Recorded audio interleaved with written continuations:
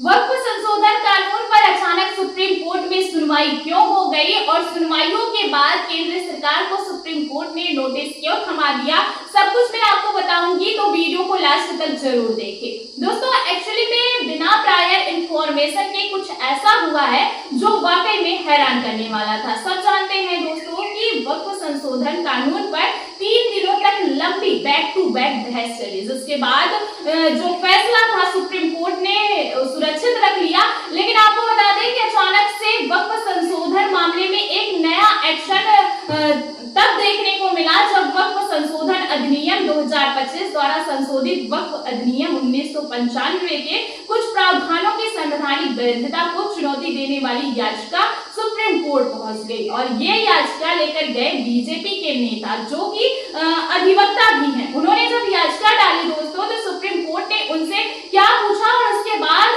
Supreme court ने उस पर क्या एक्शन लिया, क्या जवाब दिया, सब कुछ बताऊंगी। वहीं सुप्रीम कोर्ट ने इस पर फिलहाल के लिए केंद्र की मोदी सरकार को नोटिस दे दिया है। दोस्तों हुआ ये कि सुप्रीम कोर्ट में एक पीआईएल डाली गई। पीआईएल मतलब जनहित याचिका, जिस बेंच में मौजूद थे जस्टिस मसीह और सीजेआई गवई।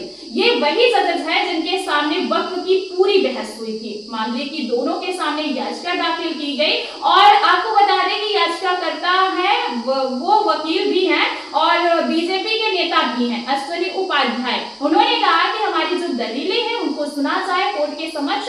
दरअसल 1995 में जो अधिनियम आया था वक्फ संशोधन अधिनियम, उसको लेकर कुछ धाराओं के संवैधानिक वैधता की चुनौती पीआईएल में थी। हालांकि कोर्ट ने जब शुरुआत में पीआईएल देखी तो कोर्ट ने कहा कि मामले में देरी हो चुकी है।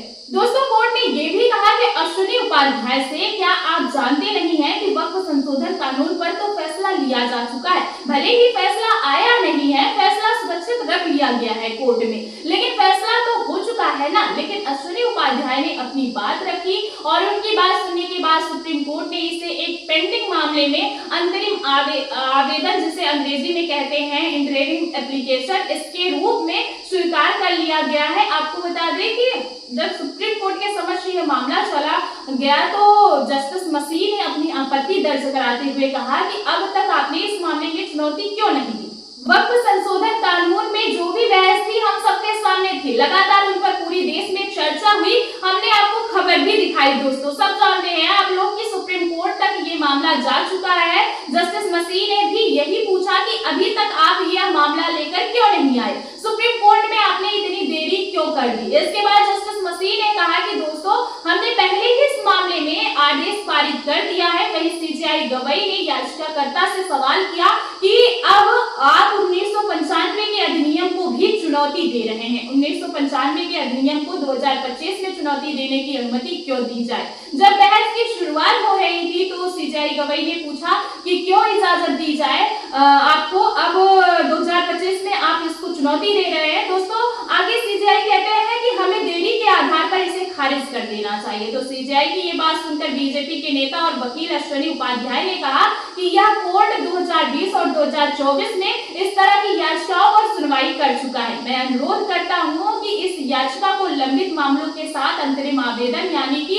आईए के रूप में स्वीकार कर लिया जाए। अश्विनी उपाध्याय ने दोस्तों ये बात बोली तो फिर जस्टिस गवई ने भी बोला कि 2025 में नहीं। जस्टिस गवई ने इसको साफ इनकार कर दिया। हालांकि अश्विनी उपाध्याय ये बात बोलते रहे कि ये जो फैसला है ये वक्फ संपत्तियां, अल्पसंख्यक अधिकारों और धार्मिक स्वतंत्रता से जुड़े हुए कानून पर करेगा, जिसके बाद उनकी दरख्वास्त मान ली गई और इस पूरे के पूरे मामले को लेकर नोटिस भी जारी कर दिया गया। हालांकि यह कोर्ट की तरफ से फैसला सुरक्षित रख लिया गया है। कानून पर उसको लेकर फैसला कब आएगा ये कोई नहीं जानता। दोस्तों ये फैसला पहले माना जा रहा था कि यह 3 दिन बैक टू बैक बहस चली तो फैसला सुप्रीम कोर्ट जल्द ही दे देगा, लेकिन फैसला कब आएगा अभी इस पर कोई जानकारी नहीं आई है। और हाँ, लेकिन ये सच है कि सुनवाइयां कंप्लीट होकर फैसला आ चुका है, बस फैसला पढ़ना बाकी है। फैसला सुरक्षित रखने का मतलब यही होता है और जो फैसला आएगा वो अंतरिम आदेश होगा। फिलहाल इसके पहले कपिल सिब्बल ने भी वक्फ संशोधन पर जबरदस्त दलीलें दी थी, जिसके बाद सभी की नजरें फैसले पर टिकी थी। फिलहाल इस मामले में क्या कुछ फैसला निकलकर सामने आएगा वो आने वाला वक्त बताएगा। आपका इस मामले में क्या कहना है, सुप्रीम कोर्ट के एक्शन पर क्या कहना है, कमेंट में अपनी राय जरूर दें और चैनल को सब्सक्राइब नहीं किया तो दोस्तों